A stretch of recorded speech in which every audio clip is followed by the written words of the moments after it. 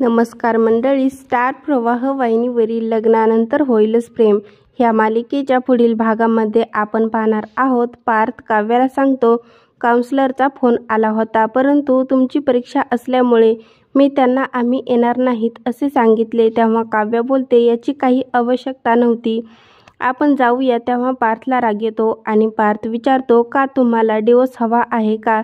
आणि तेव्हा काव्याकडे ह्या प्रश्नाचे काहीच उत्तर नसते.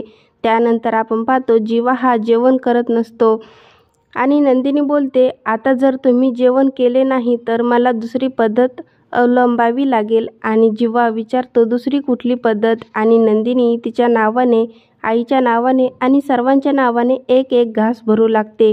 त्यानंतर आपण पाहतो, नंदिनीला पार्थने काव्याचे स्केच काढलेले आढळते आणि ती बोलते, हे स्केच तुम्ही काढले आहे का? तेव्हा पार्थ बोलतो, हो.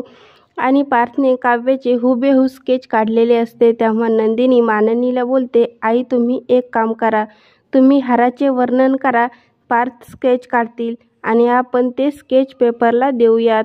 माननीच्या सांगण्यानुसार पार्थ हाराचे स्केच काढू लागतो. तर इकडे आपण पाहतो, रम्या वसुंधराला बोलते, आई तू एक काम कर, मी मामीच्या रूममध्ये बाहेर लक्ष देते, तू आतमध्ये जा आणि त्यांचा फोन चेक कर. आणि आपण पाहतो, वसुंधरा माननीच्या रूममध्ये जाऊन तिचा फोन चेक करू लागते आणि त्याच वेळेस त्या ठिकाणी काव्या येते आणि काव्याला पाहिल्यानंतर वसुंधरा अतिशय घाबरते.